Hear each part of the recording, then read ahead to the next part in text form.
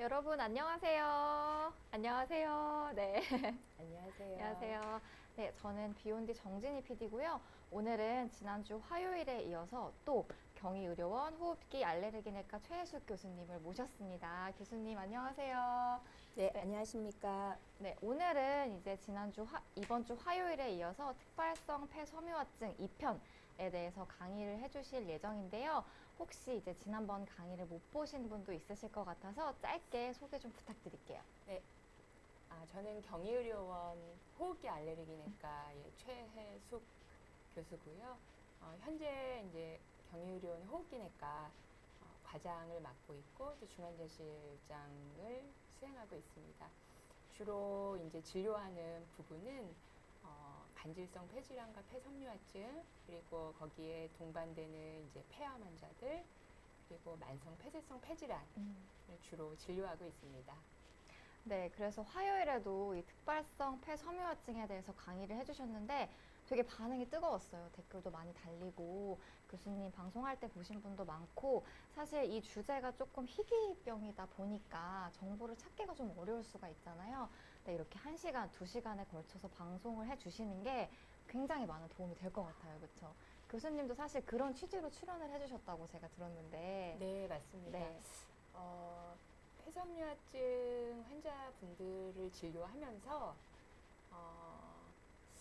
조금은 이제 과거의 데이터들이나 자료들을 읽고 오셔서 많이 걱정을 많이 하시는 분들을 보면서 조금 더 최신 정보를 좀 전달을 해드리고 싶어서 이런 자리에 나오게 됐습니다. 네, 오늘 이 1시간도 정말 이 정보를 필요로 하시는 분들께 좋은 레퍼런스가 됐으면 하는 그런 바람에서 저도 열심히 진행을 도와보도록 하겠습니다. 그러면 지난주에는 증상, 뭐 진단 이런 이야기를 해주셨잖아요. 좀 짧게만 지난번 편 요약해 주실 수 있을까요? 특별성 폐섬유화증은 이제 원인이 없이 폐 간질에 염증이 생기고 섬유화가 와서 결국 숨이 차는 호흡부전이 오게 되는 병인데요. 이런 호흡곤란과 기침 또는 곤봉질 같은 이제 이 특징을 보이고 CT에서는 이제 벌집 모양의 섬유화 소견을 보입니다. 네, 이런 증상과 CT에서 이런 소견을 보이면 폐섬유화증으로 진단하고 이제 치료를 시작하게 되는데요. 오늘은 이제 그 치료에 대해서 말씀드리고 어떻게 관리해야 될지 예후는 어떤지 정보를 전달해 드리도록 하겠습니다. 네, 사실 치료와 예후 가장 중요한 이야기라고 할 수 있잖아요. 그렇죠? 가장 네네. 많이 궁금해 하실 것 같은데 네. 그러면 시작하기 전에 잠깐 들어와 주신 분들 인사 한번 해보고 갈까요, 교수님? 네. 러블리원님도 일찍 들어와 주셨고 홍콩알매님, 그 다음에 클라우디아님, 러블리원님 인사를 해주시고 계신데 너무 감사합니다. 클라우디아님이 지니 PD님, 최혜숙 교수님 반갑습니다. 이렇게 인사를 해주셨네요. 네. 네, 페페님도 반갑습니다. 들어와 주셨고요. 네. 홍콩할매님이 네. 지니 PD님처럼 따님이 크셨으면 좋겠다고 너무 예쁘시다고. 저를 그렇게 네, 네, 칭찬해 네. 주신 걸까요? 네. 너무 감사합니다. 네. 그리고 또 딸기팔공님도 지금 들어와 주셨고요. 그러면은 오늘 궁금한 거, 관련해서 궁금한 거 무엇이든지 다 물어봐 주시면 제가 잘 전달을 해드릴 테니까 오늘 많은 질문 부탁드리고요. 오늘 준비해 주신 내용 한번 시작해 보도록 할까요? 네. 자, 네. 먼저 이제 특별성 폐섬유증의 예후를 말씀을 드리겠습니다. 자, 이 그래프를 보시면 요걸로 말씀을 드릴게요. 네. 보시면은 이제 요 점선은 요게 이제 100% 살아있는 거고 이제 0% 이제 사망이겠죠. 그래서 6년, 12년, 18년 이렇게 가게 되는데요. 이 그래프는 뭐고 이 그래프는 뭘까요? 보시면 요게 폐섬유화증 환자분들의 예후입니다. 보통 4년, 한 50% 정도가 한 3년 정도가 되겠죠. 그래서 중앙 생존 기간이 한 3년 정도 보면 되겠고요. 이 위의 것들은 지난 시간에 말씀드렸던 폐섬유화증 외에 다른 간질성 폐질환의 생존율이 되겠습니다. 네. 그래서 이런 특발성 간질성 폐질환 중에서 이 폐섬유화증이 이런 예후가 안 좋다는 거를 제가 보여드리는 거고요. 네. 이거는 보시다시피 이제 자료가 이제 2012년 아니면 1998년 굉장히 오래된 그 특발성 폐질환 환자들의 자료입니다. 그리고 이 자료를 저희가 많이 현재까지 보여드리고 있는데요. 네. 어떻게 보면 이제 과거의 자료라고 볼 수 있겠습니다. 그래서 이런 자료들을 보고 오셔서 이제 많이 걱정들을 하셔서 이 자료를 이제 먼저 보여드렸습니다. 네, 근데 이게 5년보다 더 됐죠? 한 7, 8년 전 네, 자료이기는 그렇죠. 하지만 네. 이 50% 생존율이 3년 정도면 네. 굉장히 안 좋은 거잖아요. 그렇죠. 그렇죠? 맞습니다. 아, 그럼 조금 업데이트가 됐을까요? 어때요, 선생님? 사실 이제 네. 다음에 말씀을 드릴 거긴 한데 이거는 현재 치료가 시도되고 있는 항섬유화제 약제가 쓰기 전에 데이터들입니다. 그렇기 때문에 약을 쓰고 나서 현재는 좀 다른 패턴을 보이겠죠. 아, 약을 치료를 하게 되면 조금은 더 그렇죠. 다른 패턴을 보인다. 그렇죠. 네, 맞습니다. 어떻게 달라질지 궁금합니다. 네. 네. 그래서 이제 특발성 폐섬유화증만 따로 이렇게 보게 되면 자, 이 표가 이제 많이 인터넷에서 볼 수 있는 표인데요. 처음에 이제 증상이 나타나고 질병이 생기고 폐섬유화증이 생기죠. 하지만 이제 증상 없이 보내게 됩니다. 그리고 증상이 나오고 나서 환자분들이 병원에 와서 진단받기까지 보통 한 1, 2년 정도가 걸리는 거죠. 아, 네. 그래서 이제 그럼 처음에 병이 생기고 갑자기 이렇게 빠르게 나빠져서 이 밑에 선을 사망이라고 봤을 때 2년에서 3년 내에 나빠지는 너무 그룹이 빠른데요? 있죠. 그렇죠. 굉장히 빠르죠. 이게 이제 보통 뭐 2, 3년밖에 못 산다면서요 하면서 이제 환자분들이 오시게 되죠. 네네. 그래서 이제 이 부분이 많이 강조가 되고 있는 현실이고요. 하지만 이제 이런 패턴만 보이진 않습니다. 이 두 번째 글의 기울기와 세 번째 기울기를 보시면 한 6년 이 그래프는 더 길게 가겠죠. 그럼 뭐 10년, 20년이 될 수도 있고요. 그런데 문제는 이제 뭐 이런 패턴으로 뭐 3분의 1, 3분의 1, 3분의 1 이렇게 간다고 봤을 때 이 빨간 선을 주목해 보시면 괜찮다가 증상도 없겠죠. 여기서부터 증상이 나오니까 갑자기 환자가 순식간에 나빠져요. 네. 이게 이제 급성 악화라고 그러죠. 급성 악화가 오면 굉장히 예후가 나빠지는 걸 볼 수 있습니다. 그러니까 급성 악화가 온 분들은 또 거기서 회복되면 급성 악화가 또 오게 됩니다. 잘 오게 되죠.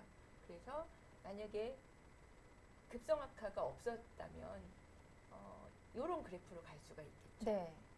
여기도 마찬가지고 여기도 마찬가지. 급성 악화가 오게 되면 더 빨리 빠르게. 나빠질 수가 있는 거죠. 아, 그러면 그렇군요. 우리가 궁극적으로 이제 특발성 폐섬유화증 환자분들이 궁극적으로 이렇게 가는 거를 모두 원하겠죠. 네. 저희도 마찬가지고요. 천천히 좀 진행되기를 바라시겠죠. 그러면 이 기울기를 이렇게 만들고 이렇게 만들고 이렇게 만드는 게 목표죠. 그래서 이런 것들이 바로 치료 약물로 시도가 되고 있는 거죠. 저 궁금한 게 네. 기울기가 그래도 조금 완만하다가 갑자기 떨어지시는 분들도 좀 많은가요? 어때요? 급성악화를 경험하시게 되는 분들이 네. 한 3분의 1 정도 됩니다. 굉장히 높네요. 네, 그것도 그렇죠. 30% 정도. 네, 그래서 급성악화가 오게 되면은 중간 생존 기간이 거의 3분의 1 수준으로 떨어지게 되죠. 그렇군요. 그렇죠. 그렇기 때문에 급성악화가 안 오게 예방하는 게 중요하겠습니다. 그러면은 궁금한 게 그러면 이 초기 증상을 빨리 캐치를 해가지고 병원에 방문하는 게 좀 중요하다라고 생각할 수 있을까요? 그렇습니다. 맞습니다. 사실 증상이 음. 이때 발견하면 제일 좋고요. 네네. 하지만 이때는 증상이 없기 때문에 네. 환자분들이 진단을 받기도 쉽지 않고 네. 병원에 오기는 더더욱 어렵죠. 어. 근데 요즘에 그 폐암 국가 건강검진이란 걸 하잖아요. 네네. 그러면서 증상이 없는 폐섬유화증 환자들이 조금 빨리 진단을 받는 경향이 있습니다. 아, 그래요? 너무 네네. 좋은 네. 이야기네요. 그 CT를 통해서 사실은 엑스레이 보이지 않거든요. 잘. CT를 통해서 증상이 나오기 전에 또는 초기에 증상이 있을 때 보통 환자분들이 심하면 오거든요. 초기에 좀 진단할 수 있는 그 기회가 생기는 거죠. 그러네요. 네네. 그러면 환자분들이 좀 그래도 캐치할 수 있는 그런 증상, 지난 시간에 사실 4가지 이렇게 맞습니다. 중요하다고 말씀을 맞습니다. 해주셨는데 그거 한 번만 더 짚어주실 수 있을까요? 네, 정진희 PD님 똘똘하게 기억을 잘 하시는데요. 먼저 보통 대부분 이제 건성 기침을 많이 동반하시고요. 그 다음에 운동 시 호흡곤란, 그리고 이제 곤봉지. 물론 초기에는 곤봉지가 잘 관찰되지 않습니다. 초기에 뭐 한 30%에서 40% 이내. 하지만 이제 아주 진행이 된 경우에는 많이 관찰이 되는데 초기에는 이제 곤봉지가 모두에게 관찰되는 건 아니기 때문에. 그 다음에 네 번째는 청진을 했을 때 제가 뭐라 그랬죠? 맞습니다. 그 청진 시 그 빠그락 하는 이제 수포음이 들리죠. 그래서 엑스레이가 정상이어도 수포음을 청진하면 CT를 빨리 찍고 이제 폐섬유화증 여부를 이제 볼 수 있게 되는 거죠. 그 네 가지 좀 기억해 주시면 좋을 것 같아요, 여러분. 그래서 이제 여기 이제 이것도 보시면 제가 여기 연도를 표시했어요. 2011년의 자료입니다. 제가 왜 연도를 말씀드리는지 그거를 잘 기억해 주세요. 네. 그래서 이제 중앙 생존기간 이제 2011년 다 이때들 데이터입니다. 중앙 한 50%는 3년 이내에 돌아가신다. 근데 50세 이하는 조금 더 예후가 좋고요. 10살이 많아질 때마다 반으로 줍니다. 50세 그러네요. 이하는 중앙 생존 기간이 10년, 60세까지는 5년, 70세까지는 2년, 70세 이상은 1년. 이런 식으로. 너무 짧은데요? 맞습니다. 근데 이제 이 과거 이 연도를 잘 기억해 보시고요. 네.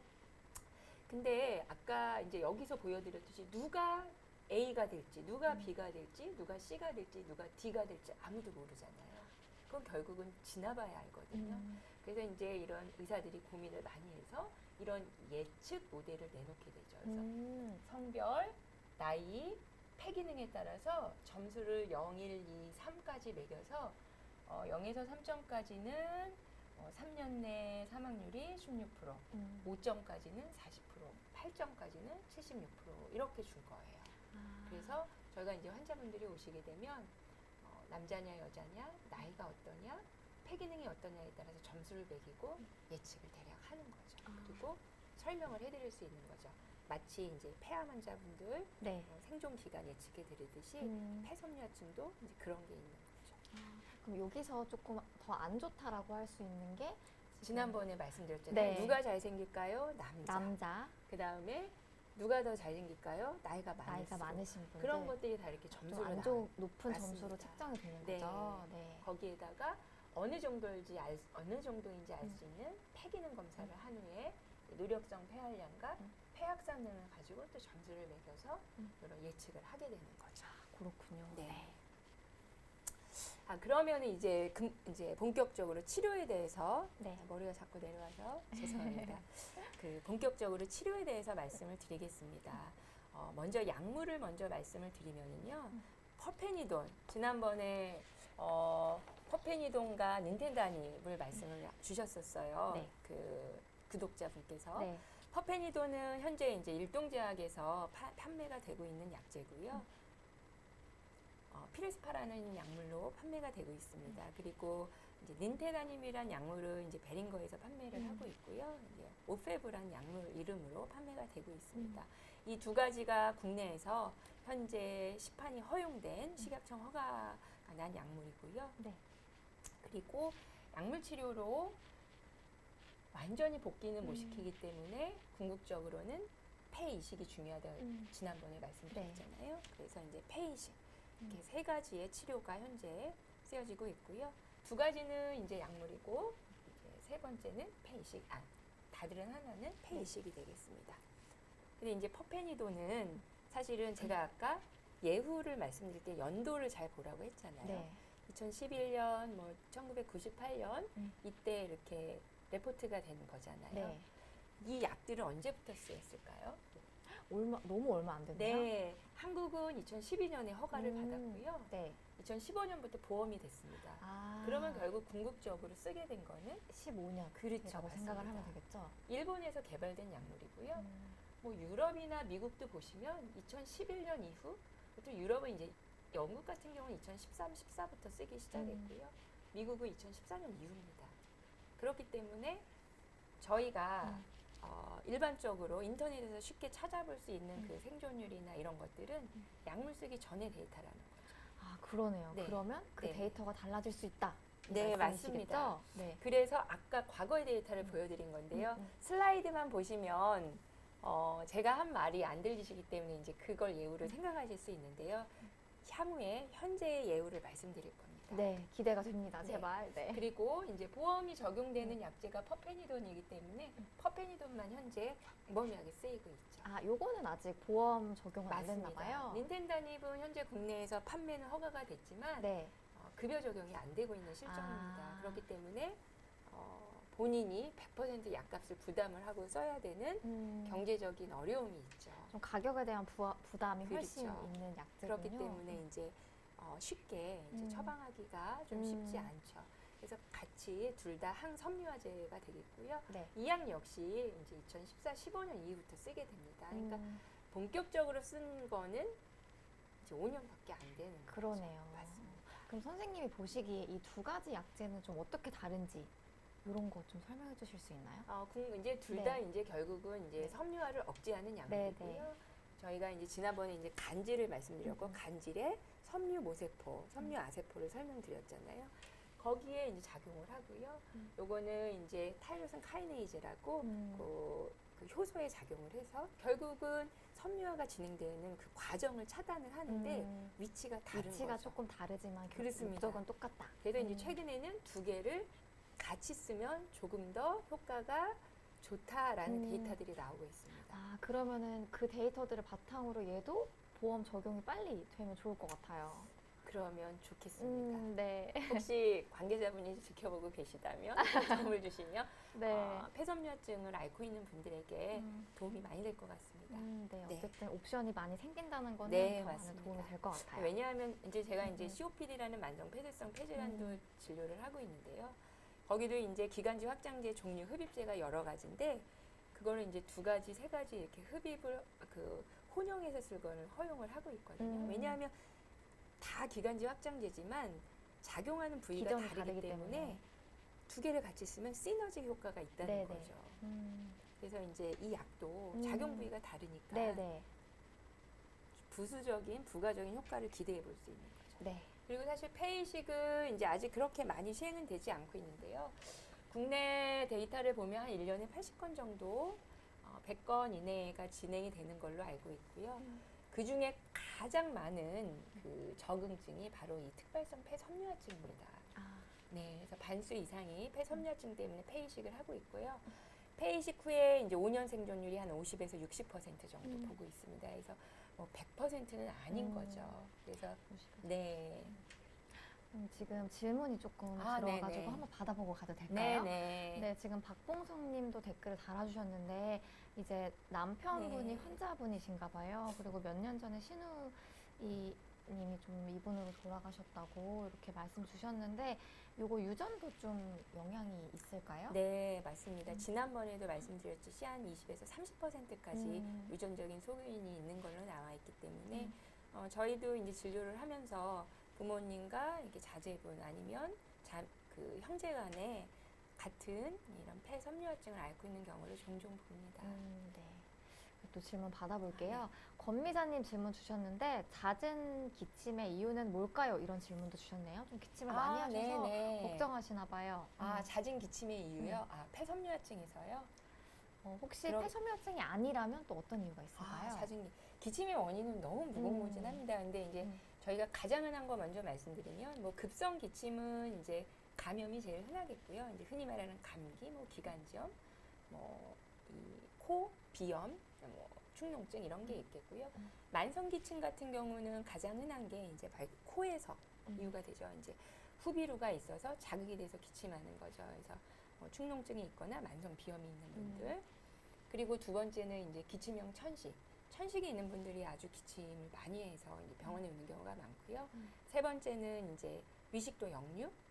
아, 역류가 있어도 네, 기침을 하나요? 맞습니다. 위식도 역류가 있으면 자극이 되기 때문에 기침을 많이 하게 아, 되죠. 그렇군요. 근데 세 가지가 만성 기침의 가장 흔한 원인이고요. 그 외에는 이제 이런 만성 폐쇄성 폐질환 COPD, 그리고 폐섬유화증, 뭐 간질성 폐질환, 폐암, 다양한 원인이 있겠죠.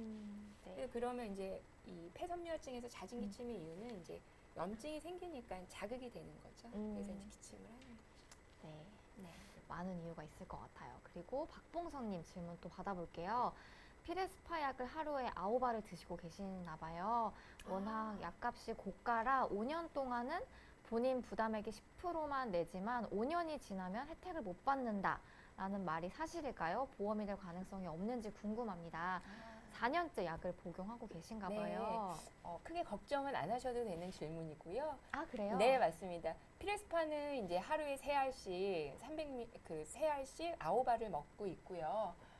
그리고 지금 중증 산정특례 적용을 받으시면 본인 부담 10% 맞고요. 5년간 혜택을 받습니다. 여기까지도 맞고요. 네네. 그런데 5년 후에 다시 연장하면 됩니다. 아, 그래요? 너무 네, 그래서 다행이네요. 네, 보험 여부는 크게 걱정 안 하셔도 되고요. 네. 박봉선님 지금 하시던 대로 별 증세가 없어도 약 꾸준히 잘 드시고 계시면 아마 예. 저희가 이제 아까 처음에 보여드렸던 예후보다는 좋은 위의 예후를 보일 수 있습니다. 그래서 관리만 잘 하시면 될 것 같습니다. 네. 그리고 러블리원님 질문 받아볼게요. 폐섬유종하고는 관계가 없는 질문이긴 한데 건강검진 때 기계에 대고 후 부는 거 있잖아요. 수치가 안 나온다고 너무 네, 약하다고 네. 그러는데 요거 좀 뭐 걱정해야 될까요? 어떻게 네. 될까요? 저희 이제 후 보는 걸 이제 폐기능 검사라고 하는데요. 폐기능 검사는 이제 기도나 폐질환을 좀 빨리 이제 저희가 이제 그 진단을 할 수 있는 데 도움이 되고요. 수치가 안 나온다고 걱정하실 필요는 없습니다. 이제 증상이 없고 예를 들어서 이제 호흡곤란이나 기침이나 이런 가래 같은 증상이 없는 상태에서 부는 거를 잘 기술적으로 못해서 수치가 안 나오는 거는 크게 걱정 안 하셔도 되고요. 실제로 내가 운동할 때 그리고 이제 걷거나 어떤 활동할 때 증상이 없다면 기술적인 부분에 의한 수치가 안 나오는 건 걱정 안 하셔도 됩니다. 그리고 저 검사를 하실 때는 입을 잘 물고 잘 오므리고 있는 힘껏 들이마셔야 되는데 그런 걸 잘 못하시는 분들이 계세요. 네. 어떤 분들은 가래를 못 뱉는 분도 계시거든요. 네, 그런 것처럼 크게 걱정 안 하셔도 될 것 같습니다. 다만 증상이 있는 분이라면 실제로 기술적으로 못 불어서 그런 건지 정말 폐기능이 낮은 건지는 구별해 보실 필요가 있겠죠. 네. 저기 JR 팝 네네. 질문도 굉장히 똘똘한 오, 질문이신데요. 네. 한번 받아볼게요. 네. 저 식사 후 바로 눕는 것 폐섬유화증에 영향을 주나요? 저거는 이제 어떤 개념이냐면요. 아까 이제 위식도 역류가 지난번에 폐섬유화증 환자의 84%에서 동반된다고 말씀드렸잖아요. 네. 식사 후 바로 눕는 거는 이제 그런 역류를 조장하겠죠. 그러면은 당연히 누워서 자면 흡임성 폐렴이 급성으로 올 수 있고요. 그 다음에 폐섬유화증 같은 경우는 이제 위식도 역류가 84%에 동반되는 게 나왔기 때문에 위험 인자가 될 수 있지 않을까 추정을 하고 있어요. 그렇기 때문에 식사 후 바로 눕는 거는 좋지 않을 것 좀 안 같습니다. 좋다. 건강상으로도 안 좋고요. 네, 그렇게 딱 결론 내려주셨습니다. 그리고 김수기님 질문 네네. 받아볼게요. 남동생이 50대 중반이시래요. 폐섬유종 진단받은 지 2달이 되셨고 85%가 지금 좀 폐가 상태가 괜찮고 15%가 굳었다. 너무너무 힘들어한다. 완치 가능할지 답변 좀 부탁드린다고 이렇게 질문을 네. 남겨주셨어요. 50대 중반이시면 좀 빨리 진단받은 축에 속하시고요. 조기 진단이 예후를 좋게 할 수 있기 때문에 빠른 진단은 도움이 되고요. 폐섬유증 진단받은 2달, 이제 시작이시네요. 그러면 85% 살아있고 15%가 굳었다라는 뜻은 지금 이제 그 폐활량이 85%라는 뜻이거든요.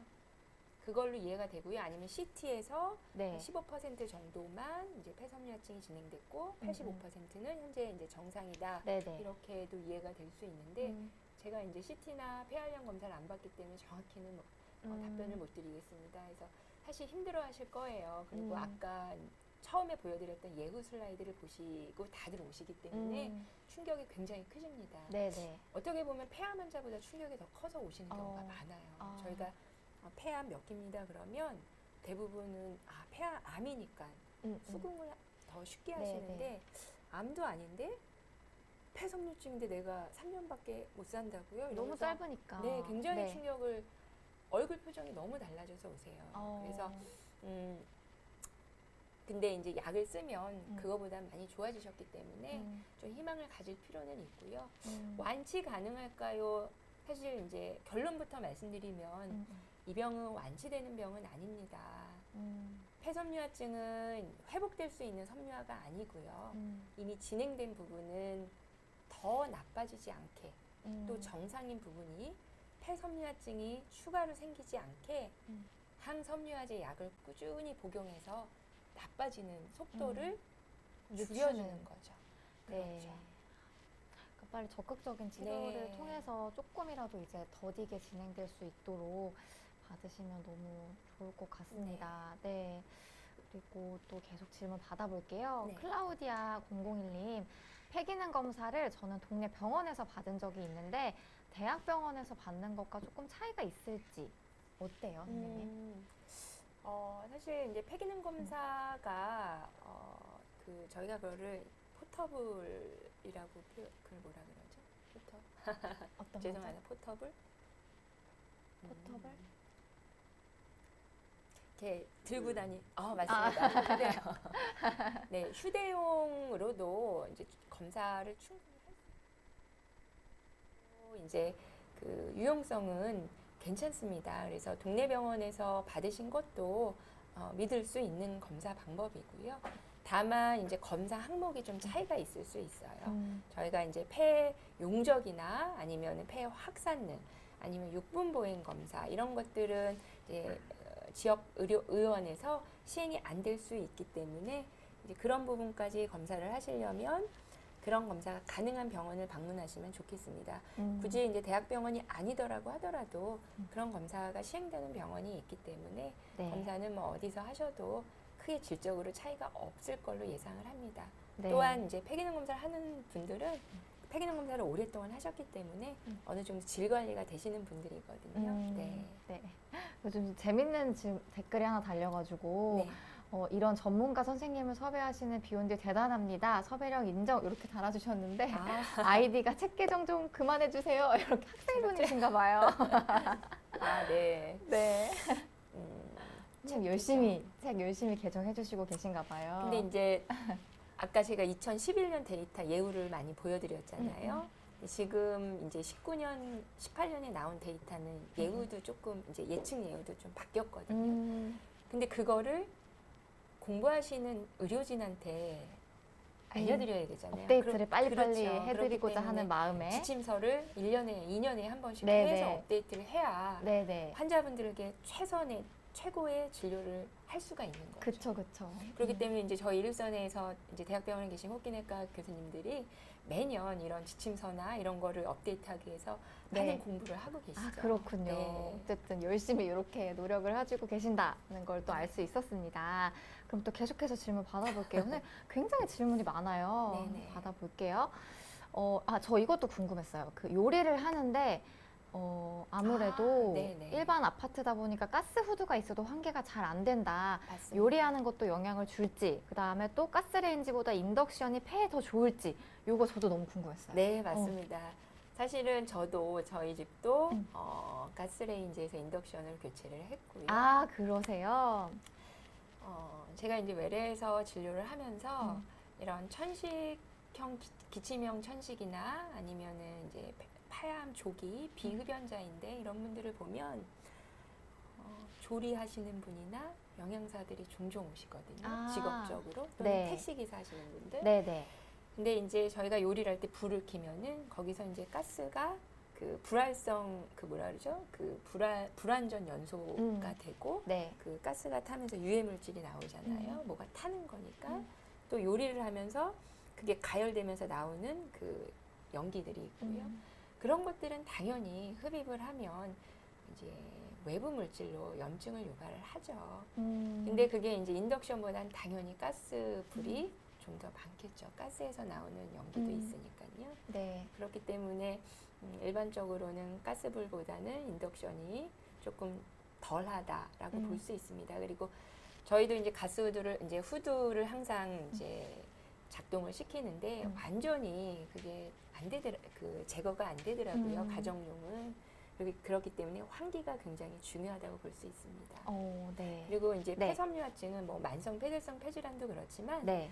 폐섬유화증도 어떤 이런 환경적인 이제 분진, 이런 연기, 유해 물질이 유발을 할 수 있지 않을까라고 음. 추정을 하고 있기 때문에 이런 물질은 가능하면 피하는 게 좋겠죠. 네. 그리고 또 지금 폐섬유증뿐만 아니라 좀 폐가 안 좋으신 분들 아니면 좀 걱정이 있으신 분들이 방송을 많이 봐주시고 있을 것 같은데 그러면 인덕션으로 교체할 수 있으면 교체하는 것 말고 또 혹시 생활 뭐, 습관에서 네, 할 수 있는 거 맞습니다. 있을까요? 또 모든 분이 인덕션으로 교체하실까봐 걱정이 돼서 아, 네네. 인덕션이 아니라고 하더라도 네네. 가스불이라고 하더라도 네네. 후기를 항상 후드를 후드를 항상 항상 작동시키고 네. 이제 요리하실 때는 이제 음. 그 환기를 자주 하시면 음. 도움이 되기 때문에요. 네네. 이제 환기가 중요하겠습니다. 환기가 결국은. 중요하다. 네. 네. 이렇게 말씀 저기 주셨네요. 디디님, 네. 예, 그 폐암의 전암 단계라고 볼 수 있나요? 전암 단계라는 표현은 이제 적절치 않고요. 폐섬유화증은 폐암의 위험 인자입니다. 위험 네, 인자다. 맞습니다. 네. 폐암의 위험 인자가 이제 그 흡연이 되잖아요. 흡연은 특발성 폐섬유화증의 위험 인자가 될 수 있다라고 보고 있고요. 네. 폐섬유화증이 있는 분들은 폐암이 폐섬유화증이 없는 분보다 더 많이 생깁니다. 그렇기 때문에 폐암을 유발할 수 있습니다. 네. 그리고 해피님 또 댓글 달아주셨는데 특발성 폐질환으로 폐이식을 극적으로 받으신 지 7개월 정도가 되셨나 봐요. 앞으로 어떻게 생활해야 될까요? 폐이식을 해도 수명이 길지는 않다는데 이렇게 네. 달아주셨어요. 많이 힘드셨을 것 같고요.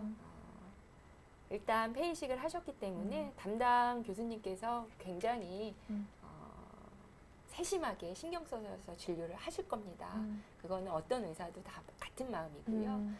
그리고 이제 아까 제가 잠시 말씀드렸지만 5년 생존율이 뭐 60% 이상까지도 보고가 되고 있기 때문에 근데 그런 생존율은 더 늘어날 겁니다. 의학이 점점 발달하기 때문에 그래서 네. 담당 교수님께서 하시라고 하는 대로 잘 따라 하시면 좋을 것 같고요. 네. 제일 중요한 건 감염 예방이 가장 중요하겠습니다. 네네. 네, 그리고 이제 미세먼지나 이런 환경적인 유해 물질을 좀 피하도록 노력을 하시고요. 네. 그리고 또 포츠담님 지난번에 댓글도 남겨주셨나 봐요. 한번 받아볼게요. 네. 폐섬유증에 관련한 최신 연구를 볼 수 있는 사이트가 있는지 좀 가족분이 네. 꾸준히- 호지남님 그래도 굉장히 예리한 질문을 하셨군요. 대단하십니다. 그래서 최신 연구를 볼 수 있는 사이트 폐섬유증에 대한 최신 클리니컬 트라이얼이 굉장히 많이 되고 있고요. 네. 사실 신약들도 1상, 2상, 3상 많이 되고 있습니다. 그걸 볼 수 있는 사이트가요.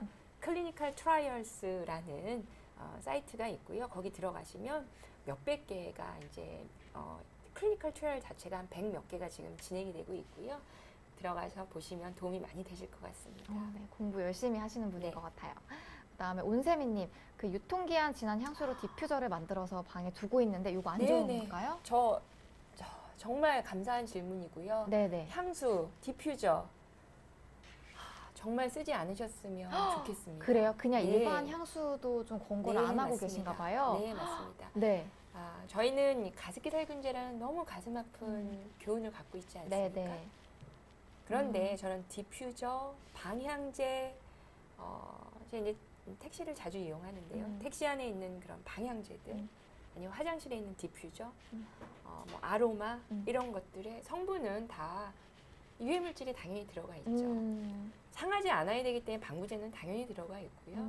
그 성분들을 보시면 결국 화학물질입니다. 그런 것들을 연무 형태로 대기 중에 이제 그 내보내서 그걸 결국 저희가 호흡을 통해서 폐로 들어오는데요. 좋다고 심호흡하면 폐 깊숙이 들어가겠죠. 그렇기 때문에 안 쓰는 게 제일 좋고요. 쓴다면은 이제 먼저는 안 쓰는 거고요. 그런 냄새가 나는 공간에는 이제 환기를 잘 시킬 필요가 있겠고요.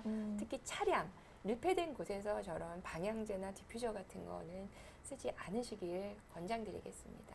그렇군요. 저는 그 집에서는 잘 안 쓰는데 차에서는 꼭 쓰시는 분들 많잖아요. 네, 맞습니다. 또 오히려 그게 좀 더 안 좋을 수도 그렇죠. 있다. 밀폐되고 좁은 공간이기 때문에 굉장히 고농도로 존재할 수가 있겠죠. 그래서 제가 한 분께 그 디퓨저나 그 방향제를 좀 제거하라고 말씀을 드렸고 그걸 제거했는데요. 제거해도 뭐 1주, 2주에 차를 타도 그게 이제 그 남아있죠. 흡수가 돼 있어서 냄새가 계속 나더라고요. 이제 음. 담배로 표현을 하면 3차 흡연이 되겠죠. 네, 담배를 피우면 내가 내뿜은 연기를 마시는 게 2차 2차? 흡연이고 네. 그 담배 연기가 이런 가구에 배 있어서 네. 또 그 내뿜는 게 3차 흡연이 되잖아요. 방향제나 디퓨저도 마찬가지가 되겠죠. 네, 지금 금분씨님께서 교수님 편안한 교수님 설명도 너무 잘해주신다고 감사하다고 아, 이런 댓글도 네네. 달아주셨는데요. 지금 궁금한 게 너무 많으셔가지고 조금만 더 받아보고 이어서 네. 한번 해보도록 할게요. 네. 한정란님도 6년 전에 특발성 간질환 폐질환을 좀 진단을 받으셨나 봐요. 네. 이거 앞으로 좀 어떻게 해야 될지 이런 좀 고민을 남겨주셨어요. 특발성 간질성 폐질환은 지난번에 이제 제가 6가지 말씀을 네, 드렸고요. 분류를 해주셨죠. 5가지는 이름이 뭐 음. 비특발, 특이성 뭐 다양했습니다. 그래서 이런 것들은 이제 스테로이드라는 약물의 효과도 있고 또 다른 면역 억제제도 쓸 수 있고요. 현재 말씀드리고 있는 특발성 폐섬유증 같은 경우는 아까 말씀드렸던 2가지 약물이 이제 항섬유화제로 쓰여지고 있기 때문에 약이 없지는 않습니다. 그래서 그 약을 쓰면 진행 속도를 명확히 늦출 수 있기 때문에 약을 쓰시면 좋겠고요. 치료를 왜 안 하고 계신지는 한번 다시 한번 상담을 받아보시면 좋을 것 같습니다. 네. 그리고 또 군대에서 화학무기단에서 폐섬유증이 시작되는 군인들한테 아드레날린 주사하라 이런 거를 들으셨나 봐요. 그거는 왜 그럴까요? 이런 질문. 저 질문은 사실 제가 이해를 잘 못하겠고요. 아드레날린 주사는 사실 폐섬유증 환자한테 어떤 도움이 된다는 근거가 없기 때문에 저거는 근거는 없는 걸로 보입니다. 그리고 화학무기에 의해서 폐섬유증이 시작된다는 건 이런 특발성하고는 조금 개념이 다르고요. 어떤 이제 그런 유해 물질이 흡입이 되면 급성 폐렴이 생길 거고 급성 폐렴이 이제 오래 지속되면서 섬유화가 이제 이게 염증이 회복이 못 되니까 섬유화가 남게 되는 거겠죠. 네. 네. 보통은 이제 그럴 경우에 저희가 이제 쓸 약은 없으니까 스테로이드라는 그 염증 억제제를 써서 가능하면 그 스카가 덜 남게 이제 하려는 시도는 하고 있지만 이제 근본적인 치료는 안 되겠죠. 네. 그리고 딸기팔공님 주신 질문도 좀 많이 궁금해하실 것 같은데 기저질환 말고도 메르스, 코로나 이런 감염병 때문에 요거 폐섬유화증 생길 수 있을지. 네. 일반적으로 저희가 이제 과거에 메르스나 이런 이제 그 현재 이제 우한에서 코로나에 의한 사망이나 이런 것들을 보면 이제 기저질환이나 고령 분들이 많으시고요. 이런 분들이 이제 심한 폐렴이나 그 폐렴에 의해서 섬유화, 스카가 남아서 이제 합병증이 남는 경우가 많은데 실제로 이제 의료진들이 이제 우한에서 사망한 경우에 보면 기저질환이 없고 그다음에 젊은 분들도 지금 사망하고 계시잖아요. 네. 그래서 기저질환이 없다고 하더라도 젊은 분들은 염증에 대한 반응이 완전히 폭발적으로 일어나는 경우가 있어요. 네네. 그러면 폐 염증이 확 급성으로 오히려 더 빨리 퍼질 급성 수 있는 거죠. 호흡부전처럼 오기 때문에 그럴 경우에 이제 그 합병증이 이제 섬유화로 남으면은 이제 스카가 남아서 합병증이 이제 지속될 수 있겠죠. 아, 그렇군요. 네네. 네. 그리고 이것도 저 너무 궁금했어요. 미세먼지가 있는 날은 환기를 해야 되는지 안 해야 되는지. 정말 좋은 질문이지만 정말 어려운 질문입니다. 그래서 미세먼지가 있을 때 환기를 하냐 마냐 뭐 사실 실험을 한다고 해도 다 내가 처한 상황마다 다르기 때문에 이제 미세먼지가 심할 때는 만약에 우리가 이제 음식을 하고 막 그 가스레인지 쓰고 냄새가 막 자욱할 때 미세먼지 농도가 밖에 그렇게 많지 않다면 사실은 환기를 하는 게 좋을 것 같고요. 이제 어떤 연구 그룹에서는 미세먼지가 심해도 뭐 3시간마다 한 번씩 환기해라 이런 데도 있고요. 그런 데이터도 있고. 네, 또 미세먼지 환기했더니 실내 농도가 더 높아지더라 뭐 이런 것도 있고 그렇기 때문에 사실 정답은 없는 것 같습니다. 그날 미세먼지 농도에 따라서 실내 이제 상황에 따라서 고려하시면 될 것 같습니다. 네, 그때 좀 상황에 맞게 해주시면 좋을 것 같습니다. 그러면 좀 계속해서 선생님 치료에 대한 설명을 좀 해주실까요? 네. 그래서 이제 약물 이제 닌텐다니까 프로페니돈과 닌텐다니 말씀을 드렸고요. 이제 폐의식도 있다. 자, 그래서 약을 썼더니 어떤 효과가 있는지 간단히 말씀드리겠습니다. 사실은 이제 제가 아무래도 좋은 케이스들만 갖고 나왔습니다. 좀 희망적인 케이스들만. 자, CT 먼저 보시면요. 네. 지난번에 이제 이런 벌집 모양과 미 보여야 특발성 폐섬유화증이라고 말씀을 드렸는데요. 전형적이지 않기 때문에 조직 검사를 했고요. 조직에서 특발성 폐섬유증 진단을 받았습니다. 64세 여자분이었고요. 2년간 증상이 있었습니다. 아까 증상 발현부터 진단까지 1에서 2년 걸린다고 했잖아요. 네. 늦게 좀 치료가 2년 되는 정도. 거죠. 아, 그렇죠. 네. 그래서 항섬유화제를 썼습니다. 근데 네. 이제 보험이 적용되는 이제 퍼페니돈이라는 약을 썼고요. 쓰고 한 달 만에 오셨을 때 기침이 사라졌어요. 오. 그리고 폐 기능이 제가 6개월 후에 했더니 좋아졌습니다. 아, 정말요? 그래서 이제 이런 어떤 눈에 보이는 증상적인 음. 효과가 있는 거죠. 그럼 요거는 어떻게 해석을 하면 될까요? 그래서 요거는 이제 폐섬유화증이 특발성 폐섬유화증 섬유증이고요. 네. 약을 쓰고 이제 이런 증상이 호전된 걸 볼 수 있어요. 호전됐다. 그렇죠. 네. 그리고 이제 두 번째 케이스도 말씀드리겠습니다. 네. 두 번째 케이스는 이제 2013년에 이렇게 이런 벌집 모양이 보이고요. 2016년 보시면 많이 더 넓어졌어요. 그렇습니다. 네, 맞습니다. 그리고 2019년 보시면 이 위에는 약간 이제 무슨 뿌연 안개 낀 느낌이었지만 네. 명확하게 벌집으로 다 변한 걸 볼 수 그러네요. 있습니다. 이쪽도 조금씩 되고 있고요. 음. 이분은 사실 뭐 전형적인 특발성 폐섬유증이기 때문에 조직 검사할 필요가 없겠죠. 네. 바로 진단을 하고 네. 약을 쓰는데요. 네. 이 3년 동안의 폐 기능 감소가 540ml가 감소했습니다. 그럼 얼마 많이 감소한 거예요? 그렇죠. 음. 평균 정상적으로 30ml가 감소를 하거든요. 아, 네. 그럼 3년이면 한 100ml 이하여야 되겠죠. 근데 이분은 3년간 5배 정도 네. 감소를 했어요. 음. 정상보다. 그래서 이제 항섬유화제를 썼죠. 네. 그리고 2019년 3년이 지났습니다. 네. 3년간 폐 기능 감소 속도는 정상 많이 수준입니다. 좋아졌네요. 네. 아, 네. 이게 한 3분의 1 수준으로 30% 정도, 70% 정도 감소한 거죠. 네. 감소 속도가. 감소 속도가. 그렇기 네. 때문에 첫 번째 이제 보여드린 케이스는 쓰고 이제 증상이 내가 2년간 고생했던 기침이 호전되는 것을 느끼셨고요. 환자분께서. 두 번째에서는 폐 기능 감소 속도가 3년 약을 쓰기 전보다 거의 70% 이상 좋아진 걸 볼 수 있습니다. 정상 수준의 폐 기능 감소 속도를 보이는 거죠. 예후가 굉장히 좋으신 분들도 있나 봐요, 이렇게. 그런데 자, 이 사진을 보시면 네네. 좋다고는 말씀을 못 드리죠. 3년 3년간 약을 썼지만 3년간 진행된 이 폐섬유화증이 진행된 만큼 이 위도 진행이 된 거죠.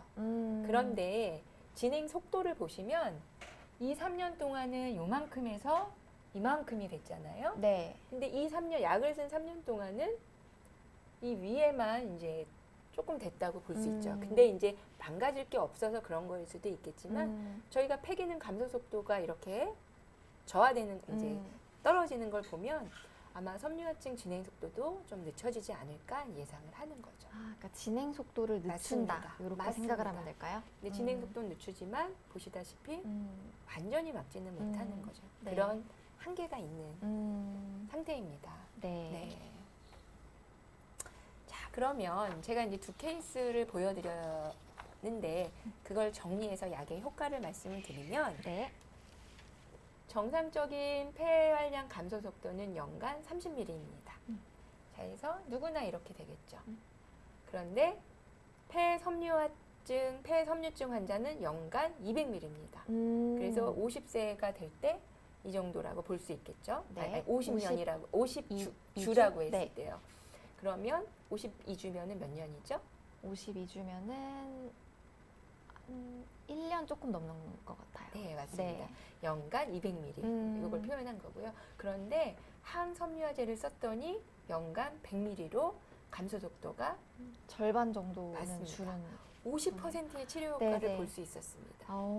네. 네. 그래도 굉장히 드라마틱하게 많이 감소한 것 저희가 같아요. 원하는 건 이거죠. 하지만 하지만 아직 그런 약은 없습니다. 정상까지는 만들지는 네. 못하지만 그래도 50% 정도. 맞습니다. 음, 그래서 이 약을 써야 된다는 거죠. 고작 50% 고작이 아니죠. 네. 이게 음. 쌓이면 애가 밥을 먹고 화장실을 가고 스스로 뭔가를 할 수 있냐 없냐를 결정지을 수 있거든요. 이 100ml 가지고. 네. 네.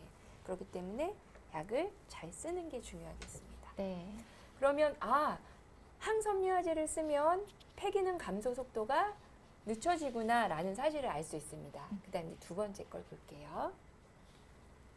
이분은 이제 2018년 진단 시에 이 사진이 혹시 사진만 보여주실 수 있을까요? 슬라이드. 네, 보시면 자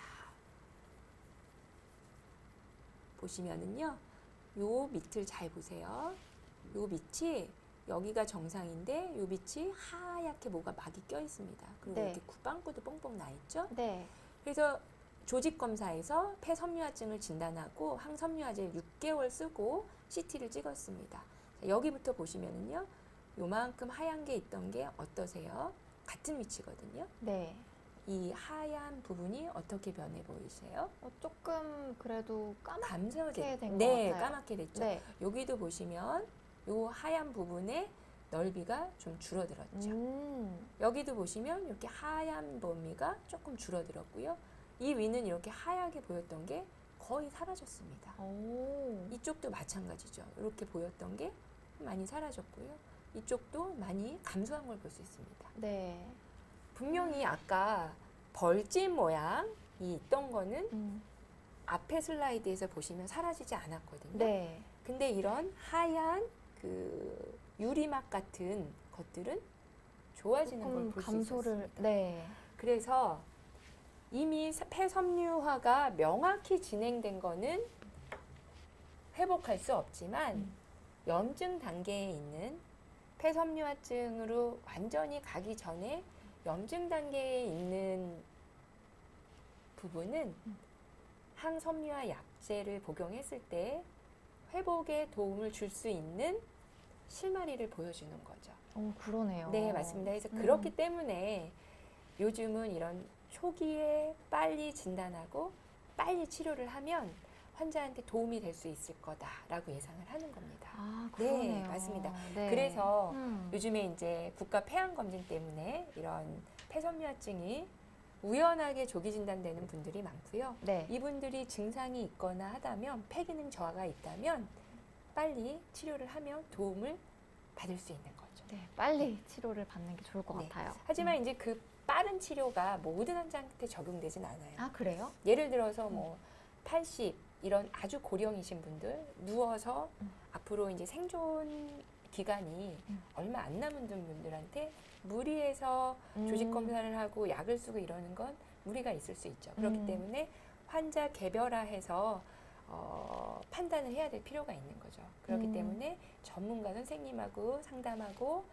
결정하는 게 필요하다고 볼 수 있습니다. 네. 자, 그래서 아까 처음에 제가 슬라이드 4장 너무 암울한 슬라이드를 보여드렸어요. 네, 네. 진단되면 2.5년, 3.5년밖에 50%가 3년 내에 사망하고 5년 생존율이 뭐 40%, 50% 이런 슬라이드를 보여드렸는데요. 그건 대부분 2010년 이전에 환자들을 모은 데이터입니다. 네, 2010년 이전. 네, 대부분이 그렇고요. 물론 10년 이후 데이터도 있지만 항섬유화제라는 약이 쓰인 기간이 본격적으로 쓰인 게 2012년, 뭐 15년 이후입니다. 그럼 그 이후의 데이터들이 지금 거기엔 포함이 안 돼 있는 거죠. 네. 그래서 자, 여기 보시면 중앙 생존 기간이 과거에 한 3.5년, 3년 정도였다면 항섬유화제를 복용하는 이런 임상 연구들을 네. 한 6년, 7년 진행을 했잖아요. 그분들을 봤더니 7년 투여를 하고 봤더니 중앙 생존 기간이 6년이 된 거죠. 네. 2배 정도 늘은 걸 볼 수 두 배 있습니다. 늘었네요. 맞습니다. 네. 아까 폐기능 감소 속도를 50% 줄여준다고 했잖아요. 네. 얘도 2배를 늘릴 수 있는 그러네요. 걸 보여준 거죠. 하지만 이제 이것도 장기는 아니죠. 한 7년 정도 투여한 결과잖아요. 네, 네. 이게 만약에 10년, 더 20년 쌓이면 늘어나면 조금 더 늘어날 수 있는 가능성을 저희가 예측해 본 볼 수 거네요. 있죠. 네. 물론 더 안 늘어날 수도 있습니다. 근데 저희는 이제 조금 더 늘어날 수 있을지 않을까? 그리고 또 새로운 약이 나오면 더 늘어날 수 있지 않을까? 이제 예상을 해보는 거죠. 아, 네. 자, 그래서 그러면 실제로 아까 조금 전에 보여드렸던 그 6년은 임상연구 결과가, 그러니까 연구 결과예요. 자, 이런 사람들을 잘 선택해서 잘 관리한 그렇기 때문에 결과가 좋게 나올 수 있잖아요. 그럼 실제로 우리가 막 처방하고 이런 임상 현장, 네. 리얼필드에서는 어떨까? 체코에서 이 데이터를 내놨어요. 네. 궁금해요. 841명을 5년간 썼어요. 네네. 항섬유화제, 네. 이게 펄페니돈이 되겠죠. 네. 썼더니 사용하지 않은 사람의 이게 60개월이니까 5년이거든요. 네. 5년 생존율이 31%. 31%. 그런데 퍼페니돈을 사용했더니 네. 56%. 두 배가 거의 두 배가 되었죠. 그러네요. 그렇죠. 오. 근데 사실 체코의 의료 현실을 고려했을 때 네. 한국에 비교하면 네. 한국이 조금 더 높지 않을까 아, 저는 그렇게 생각을 네네. 하고요. 그렇게 되면 퍼페니돈을 사용한 환자의 그 5년 생존율은 당연히 한국 환자군에서 조금 더 높지 않을까 이제 예상을 합니다. 네. 네, 그래서 이건 통계적으로 유의하게 나왔고요. 네. 그래서 이제 이 항섬유화제 퍼페니돈을 가지고 예측을 해봤습니다. 네. 좀 전에 보여드렸던 건 약을 썼던 7년, 5년간 약을 썼던 환자들의 실제 데이터고요. 그러면 이 환자들한테 약을 계속 한 10년 정도 쓰면 어떻게 될까 예측을 했더니 이런 데이터가 나옵니다. 요 파란 게 요걸로 보여드릴게요. 네. 자, 요 파란 게 정상, 일반. 정상.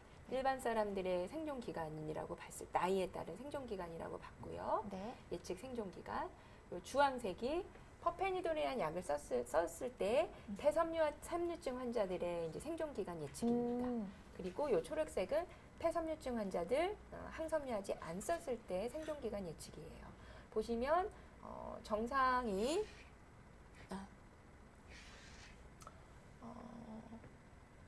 정상하고 비교했을 때 굉장히 폐섬유증 환자들이 생존 예측 기간이 떨어지는 걸 볼 수 있겠죠. 네네. 보시면 77세를 비교했을 때 네. 85% 정도 있을 때 일반이 네. 폐섬유증 환자는 거의 한 20% 정도밖에 안 되는 거죠. 그런데 약을 쓰면 어떻게 되죠? 그래도 한 40%. 2배 정도는 맞습니다. 조금 높다. 맞습니다. 폐섬유증의 생존 기간 자체가 낮기 때문에 항섬유제를 썼을 때 예측 기간도 마치 낮은 것처럼 보이지만 이 쓰지 않은 군과 비교하면 거의 2배라는 굉장히 괄목할 만한 효과를 볼 수 있는 거죠. 네. 네. 그래서 연도를 비교하면 항섬유제를 쓰면 중한 생존 기간이 그러니까 50%의 환자가 살아있는 기간이 9년 정도가 되겠고요. 아, 이게 50% 그렇죠. 중한 생존 기간이니까 네네. 50%가 살아있을 기간이 되겠죠. 아, 50%가 네, 네. 살아있을 기간. 네. 그게 한 9년 정도? 네. 그 치료를 안 하면은 안 한 하면 6년 정도가 되겠죠. 그래서 한 3년, 2.5년 정도의 그 개인이 2.5년 별거 아닐 것 같지만 엄청 암환자의 크죠. 생존 기간 연장과 맞아요. 비교하면 엄청납니다. 엄청나죠. 그래서 제가 이제 가끔 이런 말씀을 드려요. 이제 저도 이제 아이를 키우는 엄마다 보니까 저희 아이가 나중에 커서 결혼해서 또 아이를 낳고 이런 걸 보잖아요. 그래서 저도 이제 언젠간 할머니가 될 테고 그런데 그런 게 있어요. 1년 사이로 결혼을 하고 안 할 수도 있고 1년 사이로 아기가 태어나고 안 태어날 수도 있고 그런 일련의 일들을 경험을 할 수도 있고 못 할 수도 있는 기간이 될 수도 있는 거죠. 그러네요. 2년이란 기간, 1년이란 기간은 굉장히 나이가 들고 내가 어떤 병이 있고 살아가는 과정에 있어서 굉장히 큰 기간이죠. 정말 그 2.5년이란 기간이 정말 인생에서 네. 중요한 시간이 될 수도 있고 맞습니다. 많은 걸 경험할 수 네. 있는 기간이 될 수도 있다. 그렇기 때문에 약을 쓸 수 있다면 반드시 쓰시는 걸 권고드리고요. 네네. 가능하면 초기에 진단되자마자 대상이 된다면 쓰실 걸 권유드리고 싶습니다. 네, 저 한 가지 질문이 좀 눈에 들어와가지고 네. 이것만 바꿔 가도 될까요? 그 폐섬유화증이 가족력의 원인일 수도 있다고 말씀을 해주셨는데 아까 그 해피님이 그 수술을 받으셨다고 말씀하신 분 같아요. 그래서 자식들은 어떻게 관리를 해야 되는지 제가 아픈 것보다 더 겁이 난다. 이런 말씀을 주셨거든요. 요 마음이 좀 무거운 질문인데요. 음. 일단 뭐 어떤 그 이제 제일 이제 검사 피검사로 해볼 수 있는 게 유전자 검사가 있겠고요. 유전자에서 어떤 이제 유전자의 그 변이가 있는 대표적인 그 유전자들이 몇 가지가 있습니다. 그래서 만약에 이제 환자에게 그런 유전자 변이가 있다면 그런 유전자 변이가 그 후대에도 있는지 이제 검사해 보면 알 수 있는데요. 실제로 이제 비용적인 측면도 있고 또 가족력이 원인 아닌 경우가 더 많기 때문에 그거는 이제 좀 그 주치 선생님과 의논해서 결정하시면 될 것 같습니다. 그리고 그거가 아닌 가족력이 아니라면 결국은 정기 검진을 이제 꼬박꼬박 하는 건데요. 엑스레이는 이제 1년에 한 번은 꼭 촬영하길 권유드리고요. 또 이제 흡연은 당연히 안 하셔야죠. 흡연이 이제 위험인자가 될 수 있기 때문에 네네. 반드시 금연을 하실 필요가 있겠습니다. 그리고 뭐 증상이 있을 땐 또 추가로 엑스레이를 찍어 보실 수 있고요. 엑스레이 이상 소견이 있으면 이제 CT를 찍어서 구별해 보실 필요가 있겠죠. 네. 저 궁금한 게 그 폐를 만약에 조금 이게 발병을 했을 때 그 폐를 절제를 한다고 해서 더 진행이 안 되는 건 아닌가요? 네. 그거는 아닙니다. 왜냐하면 폐섬유증 같은 경우에 간질성 폐질환은 폐의 일부분만 침범을 하는 게 아니고요. 결국은 전체를 다 침범을 하게 되는 거고 폐 일부분만 염증이 나오는 게 아니라 네. 그 부분이 이제 점점 이렇게 늘어나는 거기 때문에 현재 이제 국소적으로 있는 부분을 제거해도 결국은 이제 진행을 하게 되는 거죠. 그래서 만약에 이제 약물을 치료를 하고 폐 이식을 하게 된다고 하면 이제 양측 폐를 다 이식을 하게 되는 겁니다. 그렇군요. 네, 네. 네. 그리고 이제 퍼페니돈에 대한 이런 아주 호전적인 결과를 보여드렸는데요. 네. 우리나라에 쓸 수 있는 게 전 세계적으로 뿐만이 아니라 우리나라에도 닌테다님이라는 약을 쓸 수 있습니다. 이제 안타까운 거는 보험 적용이 안 되기 때문에 네. 한 달 급여 이제 비용이 100만 원이 훌쩍 넘습니다. 한 달에 100만 네, 원이요? 쉽게 사용하기가 좀 어렵고요. 닌텐다닙의 이제 생존 예측도 보시면 퍼페니돈과 비슷합니다. 약을 안 썼을 때 3.7년이라고 네. 보면 이제 약을 썼을 때 중간 생존 기간이 11.6년. 11.6년. 네. 이거는 네, 또 드라마틱하네요. 네, 하지만 이제 다 예측을 한 거기 때문에요. 네네. 이게 이제 정확하다고 보기는 어렵지만 저희가 약을 10년 이상 아직 쓴 기간이 안 되거든요. 네. 이제 전체 인구를 봤을 때는 그렇기 때문에 이런 예측을 보고 약을 쓰는 게 중요하겠죠. 네네. 네. 그런데 약을 이제 막바지가 되고 있습니다. 네. 저희가 이제 약을 무한정 쓸 수 있으면 좋겠죠. 그런데 약이라는 건 현대의학의 단점이죠. 이제 부작용이 있잖아요. 마찬가지로 퍼페니돈과 닌텐다님도 부작용이 있습니다.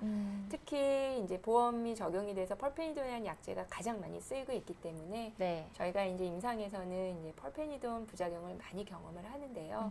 가장 흔하고 환자분들이 가장 고통받는 부작용을 하나 말씀드리겠습니다. 네. 아까 제가 보여드렸던 거 기억나시죠? 네.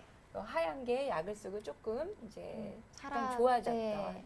그래서 굉장히 환자분도 좋았고 저도 굉장히 좋았던 초기에 좀 빨리 치료를 했으면 좋겠다라는 근거를 제시했던 케이스인데요.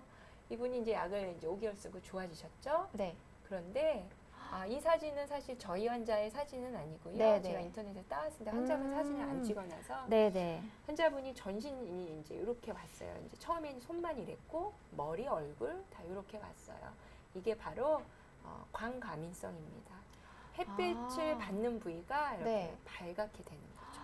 그러네요. 약간 좀 부은 건가요? 네, 붓고 네네, 빨갛게, 빨갛게 되고. 이러면서 피부가 일어나고 이게 얼굴에도 생깁니다. 햇빛을 받는 부위가 다 저렇게 되는 거죠. 네네. 저걸 이제 광과민성이라고 그러는데요. 예방 방법은 뭐가 있을까요? 햇빛을 안 받으면 됩니다. 바로 이제 선크림도 도움이 맞습니다. 될까요? 자외선 차단제를 바르시면 됩니다. 그 대신 이제 보습을 충분히 하시고 햇빛이 닿을 만한 곳은 자외선 차단제, 모자, 장갑 이런 것이 도움이 될 수 있겠죠. 네. 네, 그런데 햇빛이 닿지 않는 부위에도 이런 게 생겨요. 알레르기 아, 반응이죠. 그래요? 네. 그래서 이분 같은 경우는 결국 복용 7개월째 중단했습니다. 아, 안타깝게도. 그래요. 그래서 이게 너무 심해. 전신이 그렇게 되면 눈으로 보기에 힘들 정도의 피부 병변이 생기기도 하거든요. 네네.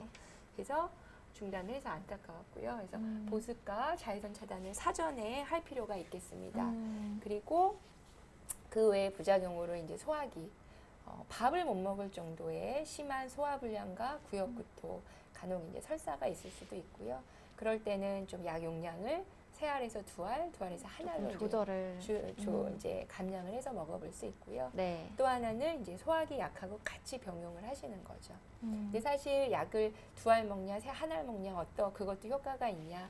근데 사실 임상 연구가 돼 있지 않기 때문에 정답은 없습니다. 그런데 3알이 필요 용량이긴 하지만 3알을 못 먹는다고 했을 때 안 먹는 것보다는 1알이나 2알을 먹는 게 더 낫지 않을까 해서 용량을 낮춰서 먹을 걸 권유드리고 있는 실정입니다. 네. 네. 자, 그러면 아마 이제 마지막 장이 될 것 같은데요. 네. 아유, 시간도 끝나가네요. 네, 그래서 마지막 장 말씀드리겠습니다. 저희가 이제 제가 지금까지 말씀드린 걸 정리하면 첫 번째, 폐섬유증의 예후는 과거에는 안 좋은 게 맞습니다. 지금은 항섬유제라는 닌텐다니까 펄페니돈이라는 약제를 쓸 수가 있고요. 네. 이 약제를 쓰면서 실제로 중앙 생존 기간이 약을 안 쓸 때에 비해서 2배 이상 늘었고 예측 기간도 더 늘어날 걸로 보고 있습니다. 그리고 그걸로도 안 되고 진행이 될 때는 이제 폐 이식을 고려해 볼 수 있고요. 근데 폐 이식은 65세 이하에서 보통 권유가 되고 있습니다. 나이가 네네. 많을 경우는 이제 후처리가 좀 이제 회복이 좀 어렵기 때문에 권유드리지 않고요. 네. 그렇게 해서 치료를 하시면 여러분들이 인터넷에서 알고 있는 것보다는 더 2배 이상의 이제 효과를 이제 생존기간 연장을 볼 수 있기 때문에 좀 희망을 가지고 열심히 치료하실 걸 권유드리겠습니다. 네. 자, 그렇다면 이제 관리와 예방은 어떻게 할까요? 아까 표에서 보여드렸듯이 천천히 진행하는 게 있고 빨리 진행하는 게 있다고 말씀을 드렸습니다. 근데 천천히 진행하다가도 급성악화가 오면 훅 떨어지죠. 네. 결국 급성악화가 안 오게 해야 됩니다. 급성악화의 가장 흔한 원인이 이제 감염이거든요. 폐렴, 감기, 기관지염 이런 감염이 안 생기게 조심하셔야 되겠고요. 네. 또 미세먼지 같은 게 유발 원인이 되지 않게 공기 같은 거를 잘 관리하시고 마스크 같은 걸 좀 적절히 활용하시면 좋겠습니다. 그럼에도 불구하고 급성악화가 이제 오는 경우가 있습니다. 그럴 때는 빠른 치료가 중요하겠습니다. 그래서 급성악화를 경험하게 될 경우에 경험하지 않는 경우에 비해서 이제 생존 기간이 한 3분의 1로 감소하기 때문에 그러네요. 급성악화 관리가 매우 중요하겠습니다. 네. 두 번째는 이제 첫 시간에 말씀드렸던 위험인자 관리인데요.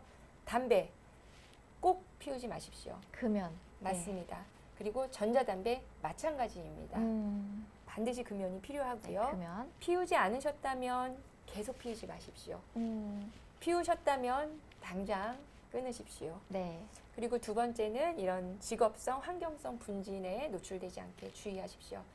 살균제, 방향제, 디퓨저, 향수 이런 거 쓰지 마시고요. 그리고 음식 조리했으면 환기를 충분히 시키십시오. 네. 환기도 중요하다. 네. 세 번째는 어떤 감염도 유병 인자가 될 수 있기 때문에 급성악화 관리와 마찬가지로 감염을 관리하시면 되겠고요. 네 번째는 위식도 역류 조절. 먹고 눕는 거 하지 마시고요. 네. 위식도 역류가 있으면 치료받으시면 도움이 될 것 같습니다. 네. 그리고 마지막으로 약물을 쓰시면은 부작용이 있습니다. 그런데 부작용을 미리 충분히 이해를 하시고 사전에 예방하실 수 있게 선크림, 보습 충분히 하시고요. 소화기 부작용이 있다면 약을 같이 복용하시고 용량을 좀 줄여서 복용하시고 중단했다가 다시 투여하시면 부작용이 좀 줄 수 있습니다. 그렇기 때문에 가능하면 약물을 유지할 수 있도록 노력을 하실 필요가 있겠습니다. 네. 이렇게 해서 관리와 어떻게 예방하는지까지 정리를 해주셨어요. 네. 댓글을 조금만 한번 읽어볼게요. 아까 딸기팔공님이 후원을 해주셨는데 제가 못 봐가지고 너무 감사합니다. 그리고 또 아까 제가 또 눈에 들어왔던 질문이 혹시 페브리즈도 분무 제품 자체가 안 좋은 건지 아니면은 향이 나는 게 안 좋은 건지. 이것도 네. 궁금해요. 페브리즈의 성분을 전 성분을 한번 확인해 보시면 답이 나올 것 같습니다. 저희가 이제 뭐 물이든 뭐든 뭐가 들어가 있으면은 예를 들어서 물도 끓여놔도 위에 곰팡이가 피잖아요. 근데 저런 어떤 액상이 시중에 1년 이상 유통되려면은 상하면 안 되죠. 당연히 방부제는 방부제가. 무조건 들어가 있고요. 저런 향이라는 건 다 이제 화학물질이겠죠. 네. 그런 거를 이제 옷에 뿌리고 그걸 가지고 내가 3차로 계속 흡입을 한다는 건 당연히 좋지 않겠죠. 네. 좋지 않을 거다 이렇게 말씀을 해주셨네요. 그리고 마지막 질문 하나만 네네. 더 받아볼게요. 네. 특발성 폐섬유화증, 미만성 간질성 폐질환 어떻게 다를까요? 요거 또 질문 주셨어요. 네, 미만성 간질성 폐질환은 첫 시간에 말씀드렸듯이 종류가 크게 4가지로 나뉘고요. 이제 원인이 있는 거, 뭐 류마티스성 폐 아니면 뭐 약물에 의한 거 이런 것들이 있고 이유 없이 원인 없이 오는 걸 특발성으로 따로 뺐고요. 그 특발성 중에 한 가지가 특발성 폐섬유화증이 되겠습니다. 네. 그리고 한 가지 네. 그 아까 약물 누가 질문 주셨는데요. 네. 현재 많은 약들이 임상 시험이 되고 있습니다. 그리고 미국에서 FDA에서 그 뭐죠? 그 승인 허가?